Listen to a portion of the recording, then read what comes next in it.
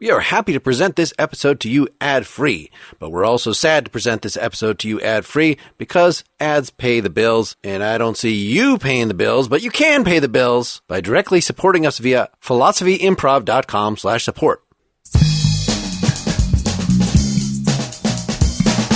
This is Philosophy versus Improv, where two sages try to teach each other a thing or two, and maybe you, the audience, get something out of it as well. I'm Mark Linsenmeyer, a philosophy juggernaut who's hell-bent on learning improv. And I am Bill Arnett, an improv pedagogue, ever so curious about philosophy. And our guest today, introduce yourself. I'm Andrew Lavin. I do a philosophy podcast that's kind of like a radio lab or an invisibilia of philosophy, and I teach philosophy in Northern California. Oh, say the name of it. Give it a plug right now. The podcast is called Reductio, which is just reduction without the N. So it's like Reductio ad absurdum. So it's a Harry Potter podcast. I get Harry Potter a lot. Yeah, it's a Latin word, so it must be Harry Potter, right? Yeah. So you started a philosophy podcaster Facebook group for the elite among the elite. Anybody that... I don't know, do you police if you kick people off because they didn't have yours doesn't count as philosophy. Someone did add it, and then they admitted that they don't have a philosophy podcast. And so I was like, okay, well, it's for philosophy podcasters. So, but yeah, I haven't had to do too much policing. Yeah, it's a pretty small group. What would you say is the number one issue facing today's philosophy podcaster? And number one issue, if you don't, I don't know. And number one issue. Yeah. Well, I mean, my number one issue is just like growing my audience because I don't make that many episodes because it takes me a long time per episode. And so. Sure. But yeah, I guess that's the main thing is just like trying to get people interested in lots of different philosophy programs. And people might be intimidated by philosophy to get started listening. And so that might be part of the problem too. I just listened to one today that will probably be redundant of the thing. I let you choose, Andrew, choose the topic to throw out initially, which was normalcy. Okay. Normality. Okay. So we're going to start by disagreeing about the noun form. Yeah, exactly. Normalism. I think normalism, because it's like a religion. I think that everybody should be normal. Right. Come join us. Give us a little orientation just so Bill can know what the hell you're talking about and the audience perhaps can follow. Yeah, so I did my dissertation on normality, basically. A little more specifically, I did on normality judgments. And these are judgments, sentences that you think or things like that. A lot of them take the form of what linguists call generics. And so it's things like cows have 4 legs, even though we all know that lots of cows don't have 4 legs. Or cows are black and white, even though we know that there are brown cows and, completely black cows and things like that. And so some of the puzzles around normality is just trying to figure out what kind of thing is a normality judgment and what makes them true when we know that there are counterexamples to them. And we also tend to think that the counterexamples to these kinds of judgments don't make them false, right? So it's true that cows have 4 legs, even though we know that lots of cows don't have 4 legs and things like that.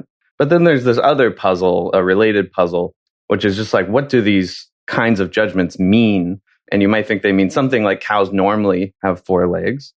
And so what is that sense of normal that is operative when we're saying cows normally have 4 legs? Oh, I was going to say, I'm sensing we're very near to some social issues happening in our country today, in the world today.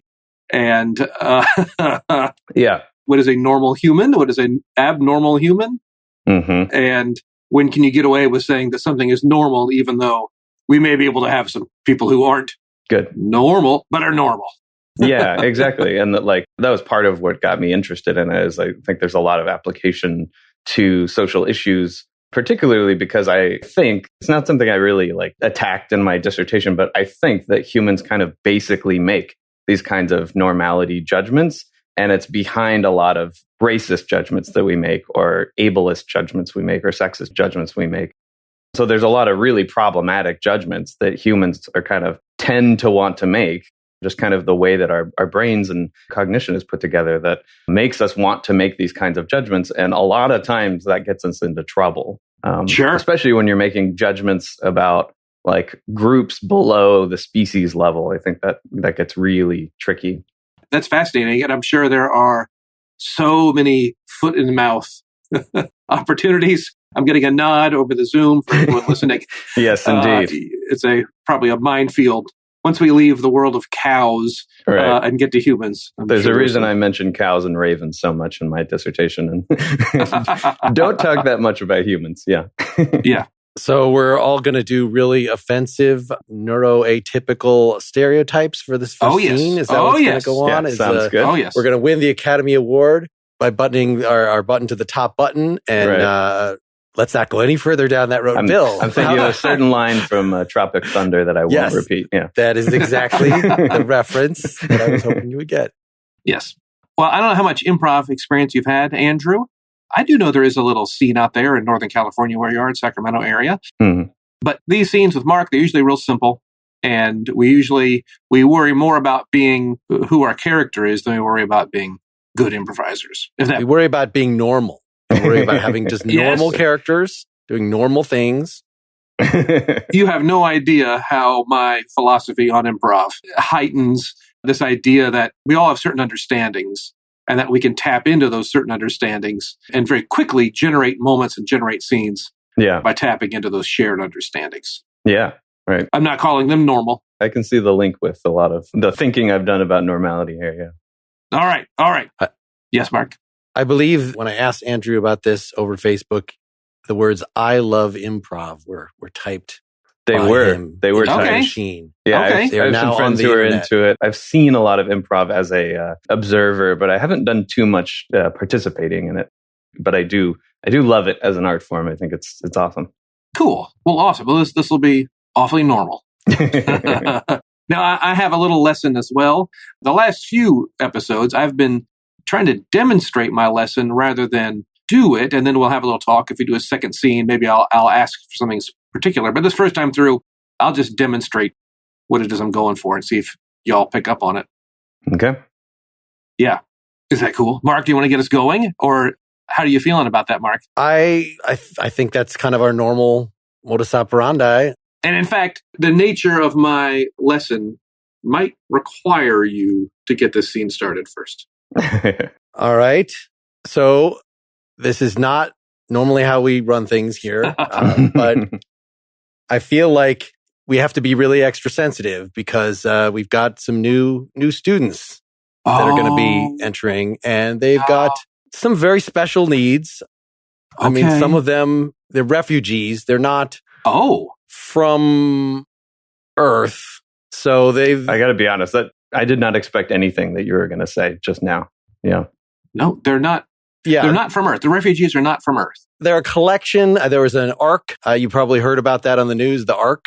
Yeah. This big that came and brought... I don't actually watch the news, so yeah, this is all just brand new to me. There was a big meteorite that they thought was going to hit the Earth, and then it slowed down, and it turned out it was some like space capsule, space lifeboat or something. I don't know, Ark, they're calling it. Yeah. I think someone mentioned something about this on TikTok, but yeah, I don't really know. So as the premier boarding school in Connecticut, in the greater Connecticut area, we were asked to take really I think the best of them. I think we got to pick the upper echelon, but they're still among. Okay, hold on. These aliens who are able to transit space need an Earth education. That's what we're saying. A boarding school education. I mean, it looks like it was one of those like women and children first from the planet that was fair enough. Destroyed. Fair enough. So fair enough. But they're no adult women that I can tell. Is the plan to like just mainstream them, just kind of drop them in a classroom? Are we going to have a special classroom just for the alien children, or? I mean, they've gone through some orientation. I mean, this ARC thing was a good 6 months ago, and so they've been kind of in holding and just getting some general acclimation. But we're expected to, they don't know how to get back to where they came from, or anywhere else. So it's just to be clear, it is not all one species. This is not sort of Krypton. This was sort of I can't pronounce, for some reason, all these different species seem to be able to pronounce the name of this planet. I can't, but I can just interject real fast. This is going to be an absolute media circus. It really, really is. we are going to have the spotlight and the microscopes fixed on us the entire time. Microscopes. Right? So I teach PE, so that like, if we're going to need metaphorical. Good. You had me worried there. If we need microscopes to see these guys, then the outside world is going to be looking at us to educate these alien children, right? Well, do we know anything about their bodies yet? Because I'm just totally in the dark here, and I teach PE. I'm gonna have to know, like, what, are these bipedal? What's going on with these people? I mean, this is why, Coach, that we asked you here, because the presidential physical fitness tests is the thing that I'm really most concerned with. All other standardized tests seemingly have gone by the wayside. And I think thanks to affirmative action, they should have no trouble getting into the colleges of their choices, because people are very excited to have interstellar visitors. I mean, fair enough. The ones that are sort of rodentine might have more trouble. They have their own challenges. Right. But for the most part, the ones with at least one, that are able to make physical sounds and, seem to be more or less under control. Look, no disrespect. No disrespect, Coach. PE is the least of my concerns right now. Well, it's the most of my concerns, so, Well, sure, but I mean, getting these aliens onboarded with human society, that's like language, math and arts and sciences. And I mean, are we going to try to teach them anything about their home world, or is that just down the toilet? All right. I mean, I don't know. Well, so I also teach. What are we doing? I also teach Spanish. Do you want me to teach them Spanish? That might be a little confusing. So during their orientation, I'm told they were, quote, language blasted, which I think mostly means that they played some sort of video game that would yell words at them. That's exactly. And then they got to watch a lot of game shows. So and reality TV. So I think they've probably have English down. Yeah, I think expanding them to other languages, they're probably going to be better at that overall than we are. We could play some kind of hybrid Spanish language dodgeball thing. That's kind of right in my wheelhouse. See, dodgeball. What? I'm worried that might be seen as aggressive. There have been. You ever see that opening scene in Jurassic Park where there's like the Velociraptor in the tank, and then the guy gets his arm? Yeah. There have been some kind of things like that. I mean, nothing to be really concerned about. Dinosaurs. Okay. They're afraid of dinosaurs, or? I'm just saying that if you were to throw a ball at some of these creatures that are maybe a bit more reactive than we are, then I don't necessarily want to see what they would do in response to that. I'm going to go out on a limb and just say this. We treat these aliens just like we treat any human student that we have. Now, do we have like a special word that we're supposed to go on? There's like a PC way to refer to them, like, are they like other species persons, or, student persons with other species, or? I mean, OTPs, I like that. OTP. Yeah. Okay. Whatever you just said. Other species persons. I guess that would be OSP. We call them student. We call them student, and we treat them just like anybody else. It doesn't matter the color of your skin, where you're from, or how many arms you have, or legs, or heads you have. Right. We treat them the same. Okay, so no dodgeball, but like, what about, I don't know, like track and field? Is that going to be even fair? I think that we should encourage all fitness levels. It is important for our reports that we have, our funding is based on the presidential physical fitness test is really what it comes down to. You would think that it would be these other standardized tests, but that's really the only one that the feds care about. No child left behind. So, I want to make sure that the centipede people and that's, again, these are really names just between us, because they're right. They're all just students. The fact that they sort of, they're all just students. They're all just students. They might look like OSPs. Yeah, we'll think of what that stands for, because I like OTPs. We're going to stick with OTPs. I know it doesn't mean anything. Other terrestrial persons. Yes, because they're here now. Right. They're terrestrial. Yeah, and they're other. Well, we got to make sure that they feel like they're other. No, we don't.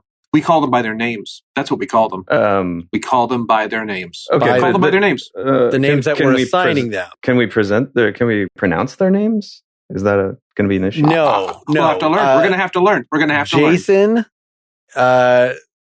Carl. Okay. These are easy. Those are human names. Susie. Yes, those are ones that are a that little I'm... Eurocentric, but I'm okay with it. Benito. We could do some non-Eurocentric. Well, that's still sort of Eurocentric. Yeah. We'll work on the names.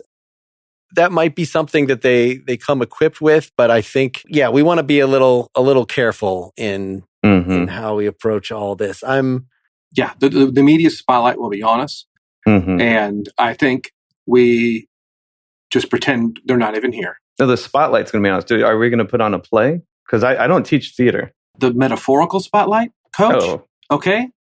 Sorry. All right. The attention of the world it's will just be on us. PE and Spanish for me, so I just want to make that clear. I was thinking that we could help with the school funding by demonstrating them, maybe a sideshow sort of, just a term between us, because I know that has some connotations. Like a freak show or something. A chance to present their culture. A chance to present their culture. Are we not cool with freak show? Okay. So, you guys are going to have to educate me because OTP show. An OTP show. Okay, good. A student show. A student show. A student show. A student show of students. For students, by students. Bingo. We don't even need to delineate. We don't even need to do it. Why should we delineate? All right, good. Yeah, I think I got this. No dodgeball. Why are we even having this meeting? They're just regular students. I'm right there with you, 100%. I'm just going to line them all up and do some dodgeball Spanish with them. It's good. It's going to be great. Great plan, Coach. Great plan. We don't want anyone to feel as though that they are other. Mm-hmm. Even if they might potentially get squashed by a dodgeball. Yeah, they're definitely other. Wow. It could be that we're the others, actually, now that I'm thinking more about this. But we gotta cultural dominance. We can, there's a different public side and a in this room side. Right. I know, I'm just lucky we got the elite among the aliens. That it was. This is a safe space. We can speak freely here. Right? Yay! All right. We did it. I was thinking of a stinger for that. I just couldn't think of a good one. Very nice. All right. So in terms of normality, I guess not having any baseline, it is, of course, species specific. So we were just getting right at the connection between normality and fairness. You want to judge. So is it more fair to have all the kids on one sports team? Or do we say we acknowledge gender differences? Right. And if we make all the kids on the same team, then that'll lead to women being underrepresented, the girls being underrepresented. So let's have two teams. But then now we have the trans issue that makes even that solution was not perfect because we don't know how to deal with that anymore. Right. It matters for certain sports. It doesn't matter for other sports. And of course, in the public conversation about these things, no one wants to slow down and have the nuance. It's just a lot of reactionary. I think if we're going to talk about cows again, I think height is an interesting thing that if you go down to your home improvement store and you need a new front door, it's going to be 6 feet 6 inches. That is normal, typical, standard front door height. Yet not every human who will be using that door is shorter than 6 feet 6 inches. Now, I don't know what the distributions of heights are. And if you laid out everyone from shortest to tallest in the world, where 6'6" would be and, what the standard deviation from the mean is for height. Right. There's like a statistical sense of normality, which is kind of like, what's a normal height? What's a common height? Most of the people are under 6'6". And so, the other people can just deal with it. And then there's this other sense of normality that I've been more interested in, which is a non-statistical sense of normality where apparently some humans are 7'2" and that there's no health conditions, associated with it as far as I know. And that, so it's apparently just a normal way to be a human being. It's just not very statistically normal in the sense of common or ordinary. Boy, it's a real mess, isn't it? It's a real hornet's nest. Where common or ordinary, suddenly those words can become loaded. Right. Just as normal can become loaded. I'm not ordinary. No, you're extraordinary. You're extraordinary. That's usually a good thing, but you're superlative. Yeah. So the idea with biological species that they have a certain normal pattern of growth, pattern of health. And so anything that deviates from that, it might not be that bad. You could be atypical in certain ways that are just entirely neutral as to your quality of life. And so we would just say, you're not normal, but so what? When does shyness become an issue? When does shyness become abnormal? What level of, become an issue? Right. I would actually tie it pretty closely to something like well-being or well-functioning. And so like a lot of the conversations about like autism is this just another way of being a human being? Is this just another normal way of being human? It's just different. It's not abnormal. Or you could say, well, normal is a relatively ethically and evaluation neutral term. And so we can say, yeah, you're abnormal, but there's still nothing wrong with you, or it's a perfectly fine way to be. Get on the PA and tell everyone normal is ethically neutral. Yeah, and, exactly. I think that might be a lost cause. As soon as I was saying that, you're abnormal, but that's okay. No, let's come up with a different term. Yeah, that's why I favor the first approach and just say, like, turns out there's multiple ways to be normal. And they're not going to be the same. Just like there are black and white cows and there are brown cows. It doesn't mean that one it has to be the only normal way. The school my children go to has a pretty fair population of students who require special needs. And I think something they do is they try to put them in the, I don't want to say normal, they put them in the, one or two in the regular classroom. And again, you want to have this image that there is a normalcy to experiencing people who have some kind of handicap or require special assistance. However, they do require special assistance. So they are both normal in our experience, yet abnormal or atypical in another regard. Yeah, there's different senses of normal, I think, is part of what happens. And it happens at different levels of specification and things like that. So you can be normal with respect to this and not normal with respect to that. It just depends on what you're talking about. You can be a normally colored cow versus a, abnormal because, a male cow who lacks horns or something like that, right? So there are different senses in which you can, senses and dimensions where you can be normal or abnormal all at the same time. I feel like maybe I was even for humans, the word normal is too loaded, that we should just think of some other terms, but normal has norm built into it, right? It has normative. Yeah. And that is the prototypical way that we would use this. If you're talking about what is normal growth and development, that if there is an abnormality in development, then that is something that it's not always the case that we would fix it if we could, but I am as God made me, as they might all say, no matter how they turn out. But no, God intended, rather nature or genetics intended the normal way of development. And so it's a socially fraught issue. Right. And it might be just a matter of like, well, if an abnormality is widespread enough and it doesn't decrease quality of life, then can we just destigmatize that? While still, I don't know, is there an inevitable conflict between destigmatizing it on the one hand and genetic research to try to make it not exist in the future? Or is that genocide? I guess that has really been raised like with regard to Down syndrome and stuff like that. Right. Like a lot of disability studies and philosophy of disability, people have argued that like there are ways of being a human that a lot of people would think of as abnormal, but in fact are just perfectly, you can achieve as much flourishing, if not more, than people who are quote unquote normal. And so they would get very nervous about like ideas about genetically engineering it out of the population, or like in certain European countries, there's just like basically no one with Down syndrome being born because they do the prenatal tests and then abort fetuses or abort pregnancies if they have Down syndrome. And people with Down syndrome think that's a problem. It is a sort of a form of genocide, according to them. Yeah. You're familiar with the euphemism treadmill, but it's this idea that when we assign a word to something, it will slide via the treadmill to being loaded. And there are a lot of words that were like, all right, we're going to just invent a word out of, I want to say, I think the word moron was invented straight up in 1920 or something. Just like it didn't exist.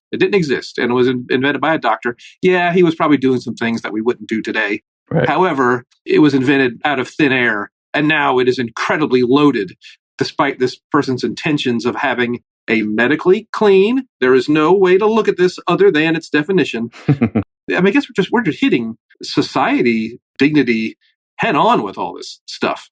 Mm-hmm. Does that quell the conversation? Yeah, it depends on the context and what you're... Why even have the conversation? Why even worry about why define a normal? Is there a reason to even have that concept other than door frames?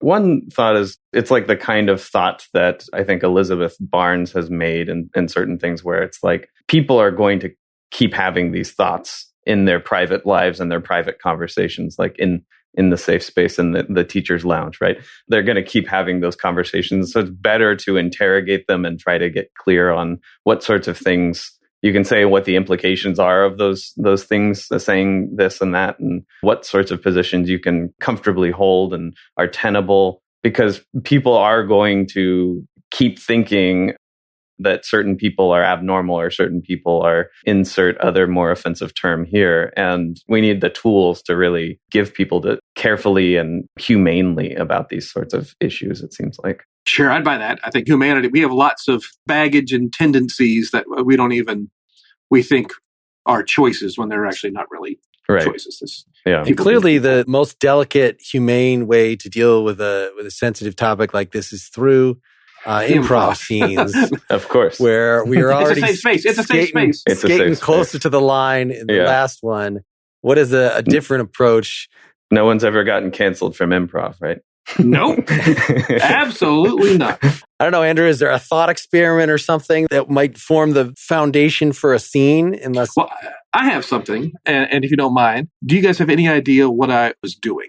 In the first one, I mean, you picked a point of view of we're going to treat everybody the same, and you kind of stuck to that, not mechanically, but that was an establishing character space, whereas sure, I was sort of trying to feel out like where I was even coming from.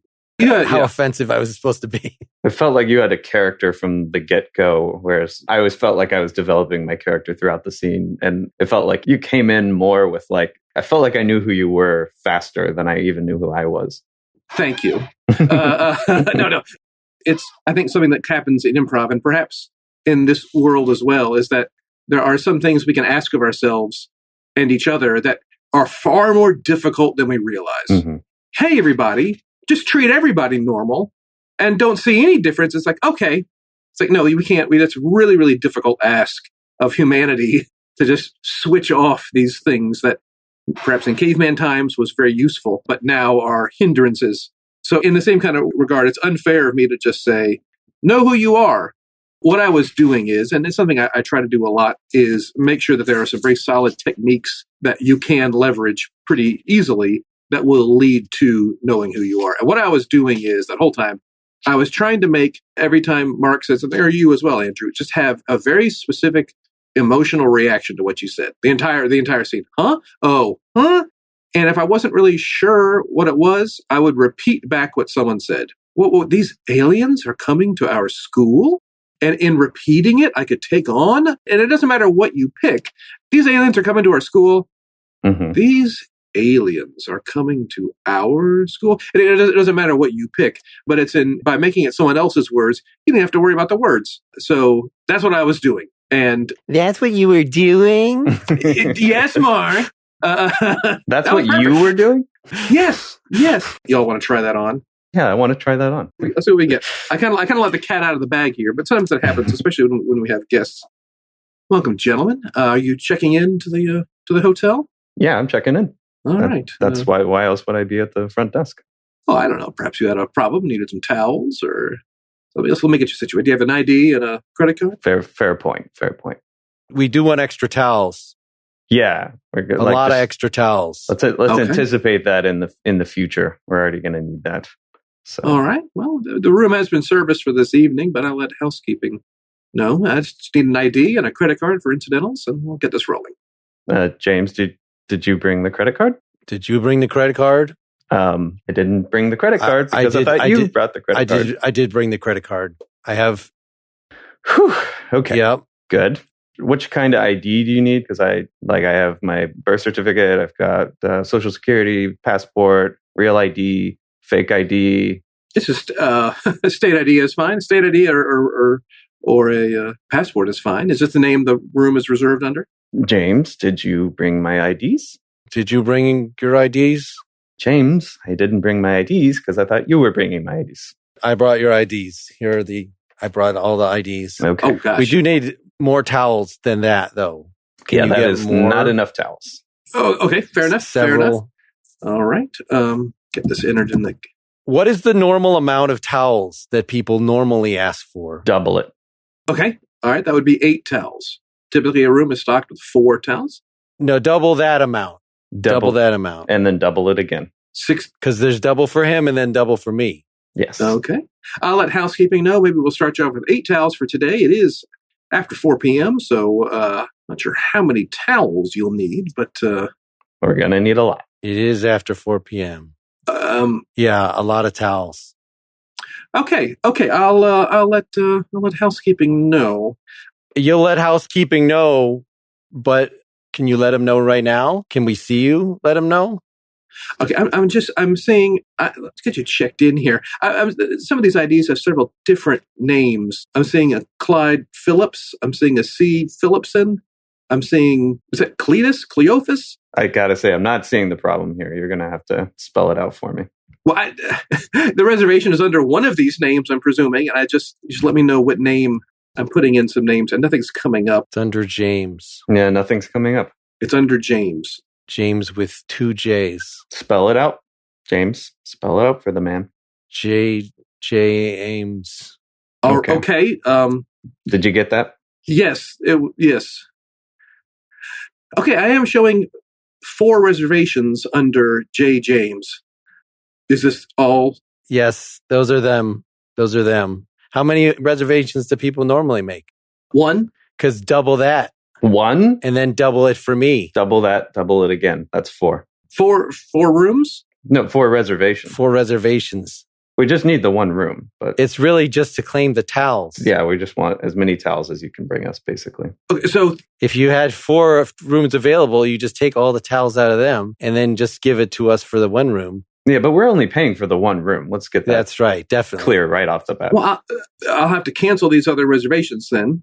Cancel those other reservations then. Just don't cancel the towels. That's all I'm asking. Fair enough. Just so you know, our housekeeping staff works very, very hard, and if anything were to happen to that room, we would charge incidentals for the credit card. And they work hard. James works hard. Okay. I'd like to see them work hard. Can you call them now? Well, no, they're not in the building right now. I just want you to know, if you're planning on doing anything to the room that would require extra work by this housekeeping staff, that will be charged to your incidental card. I'm nervous about this towel request. What is the normal amount of work that they do? You said it gives a full service. It's about 15 minutes. It's about 15 minutes to turn over a room. Double that. And then double it again. And then double it again. An hour. You're going to do something to the room that will require an hour of work by our housekeeping staff. Is that what you're telling me? I got to be honest. That's a pretty conservative estimate. I would double it again. 2 hours. I mean, I don't know. Wow. Do you feel like this is a normal night or is this extraordinary night? Double it again. Yeah. 4 hours. We're up to 4. Do what James said. Can you write that down? I want to see you write it down. I'm considering canceling this reservation, all the reservations. No, just cancel 3 of the 4. Well, James. And then double it, and then double it again. James, I can't talk to this guy. And then double it again. Are you getting it? You want me to cancel 18 reservations? Is that what you're saying? I didn't come here to do math. I would prefer to have a buffer around our room. It's going to get loud. So that none of the other guests are disturbed. It's going to get loud, and we don't want to call at 2 a.m. saying, can you keep it down? We don't want that. All right. I can't guarantee that our other clients won't be upset if there's a loud noise going on and some activity that will require both an inordinate amount of towels and 8 hours of cleaning. I'm going to put a hold on this card, if that's okay. You're going to put a hold on our card? Just to make sure that there is enough money on here. It won't be charged. Oh, there's enough money on there. There's plenty of money on the card. Don't worry about that, sir. What's the normal amount of money to be on a card? Well, $5. Double that. $10, something like that. I was thinking at least double that. $2,000. $2,000. James, I can't talk to this person. Are we done? Yay! I was in character. That was not saying are we done with the scene, but it I works. think so. It works on a meta level as well. I don't think that's probably what you had in mind of have a reaction and use the other person's word to do it in a psychopathic way. That's probably not what you had in mind. Well, I enjoyed it. I didn't read psychopath so much as just like, it's kind of a, now I keep wanting to use these judgment words. Just kind of a lummox, just kind of a lump, just kind of like a little slow and weird and abnormal. How much juice can we get out of the towel gag? No, but in the same way, I thought Andrew did a sharp job. Like there was some repetition in what he was doing, and I hope that was helpful, Mark. About like, oh, that's my job to like. You had the credit card, you had the IDs, and the nature of your relationship. I've no idea. It's very and unclear. Andrew was good enough to give my character a name, and I should have done so immediately for him, but then I just didn't for so long that I just thought it was better not to. Well, yeah, I was going to say, even though the nature of your relationship was unclear, I didn't mind.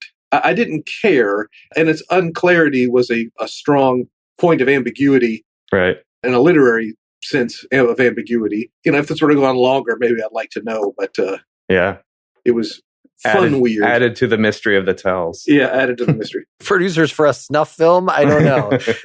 I was thinking about whether we should talk about other equipment that we're bringing in. But again, it seemed like, let's just not even give any more detail. Yeah, just stay weird. That was enjoyable. Did you feel you were doing the thing I asked, or at least did at the beginning? Or I got into it a little bit more later. Like at the beginning, I had some reactions and I was like, wait, I'm not doing the thing he told me to do. Well, I hope that was because you were just so in the moment, and so launched into the scene. I just wanted something profound about normality to be in there. And I think it's subtextual. I think there was some subtextual as opposed to what is normal behavior at a hotel. How many towels is considered normal? I think it's in the text. It's in the... Yeah. I will say that I think hotel towels are exactly one less than society thinks there should be. I think that's we can all agree to that. We tapped into the zeitgeist there. Yeah. When I moved down to grad school, or actually it was a year after I had moved down to grad school, but the rest of my band was moving down to Austin from Michigan, and we all went together and we had a little mini tour, and we would stop in a hotel and one person would check in, because we were very poor. I know this trick. And so, and I don't know if they explicitly asked us how many people, but in any case, I had to go back in the morning in Tennessee and say, could we have like 15 more towels? It's like, you're down for one person. Yeah. I like to use them as blankets. Fair enough. You know they're clean. Yeah, exactly. Probably more clean than the comforter on the bed, actually. Yeah. Yes. More likely there. Yeah. Normally, yeah. I mean, I feel like we usually, in wrapping up here, we kind of recap the lesson or figure out, I don't know, I was looking for something specifically about just this relationship between norms and normativity. Mm-hmm. Remember what normativity is, Bill? Normativity? Yes. It's like Jesus baby scene with the sheeps and the Joseph and the wise men and Mary. Norm nativity. Ah, okay. Yeah. A typical nativity scene. Yeah. Yes.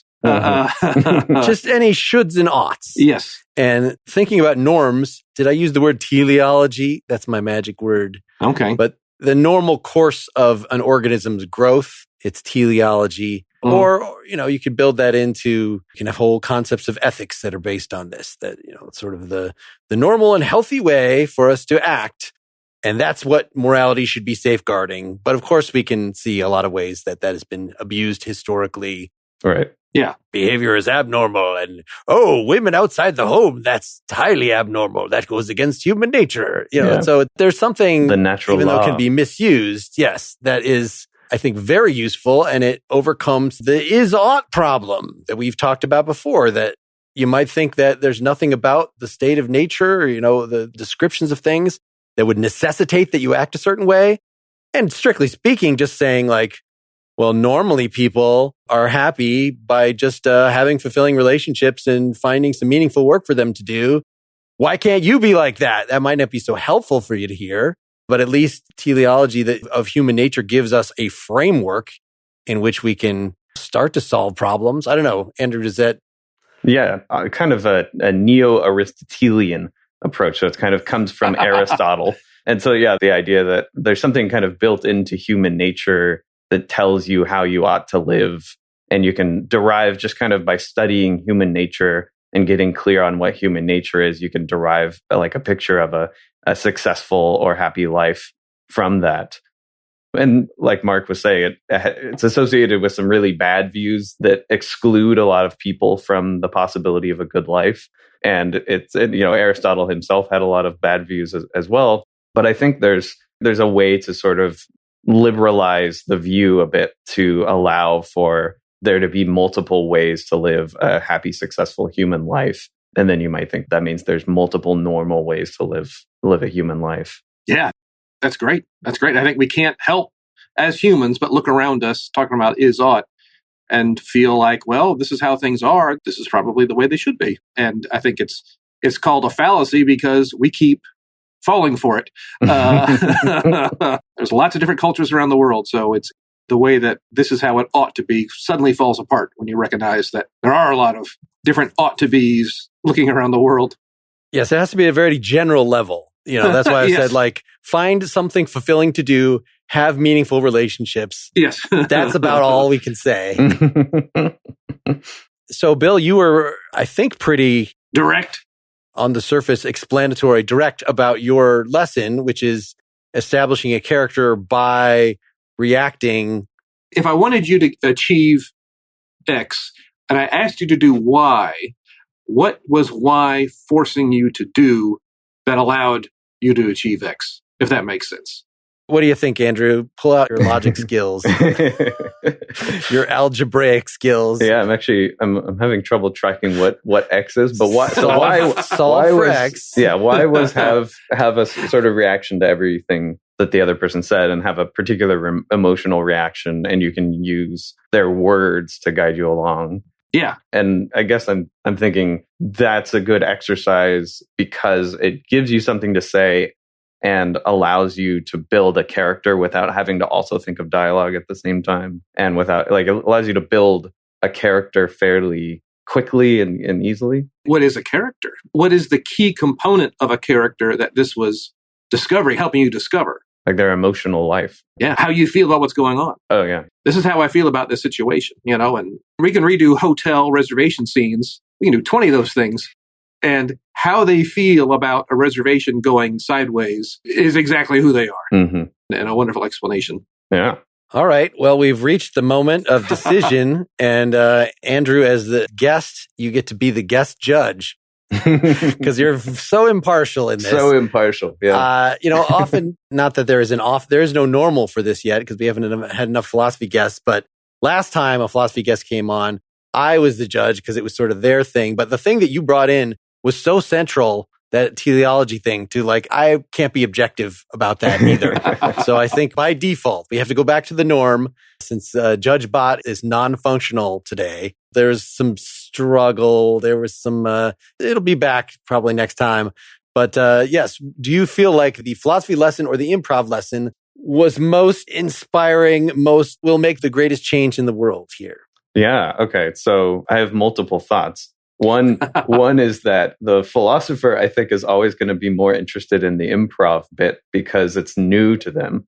And some of the philosophy is just like stuff you've heard of before. But then the question of, will it make the biggest impact on the world, Is that an overstatement, Bill? Am I tipping the scales with this description? That should always be how we judge ourselves. What's going to impact the world the most? It's really... Everything must always change the world.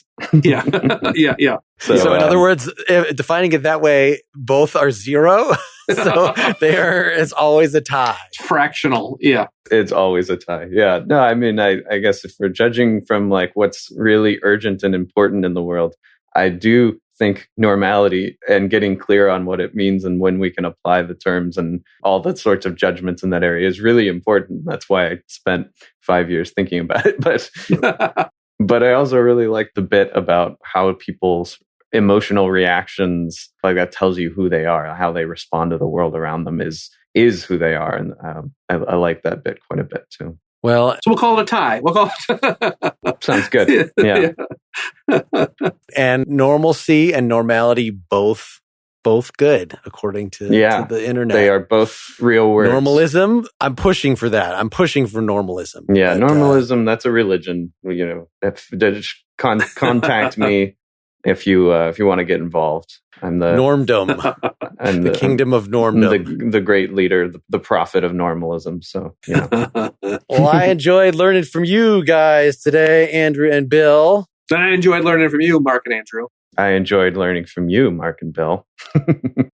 and scene. Hey all, hope you like the show. Remember to look up Andrew's Reductio podcast on the podcast service of your choice, and make sure you're subscribed directly to the Philosophy versus Improv podcast, even if you are listening to this, say, on the Partially Examined Life feed, because there you are not getting these episodes in a timely manner, and like last episode that wasn't on the feed at all, you're not getting everything. So go to philosophyimprov.com or look up Philosophy versus Improv on the podcast app of your choice. Another option is to get the feed that will be perpetually ad-free, including free of excoriations like this. You can see your options to do that at philosophyimprov.com/support. Finally, we would love your help in promoting this thing. Send this fine episode to all your friends. Put it on your Facebook, on your Twitter, on your Instagram. We have accounts on all those things, so go follow us on those. Again, the links are going to be at philosophyimprov.com. And while you're there, in the upper right corner, you'll see a nice review this podcast widget, which will walk you right through how to leave a nice rating and review on Apple Podcasts or somewhere else. Thanks. I should sell my soul.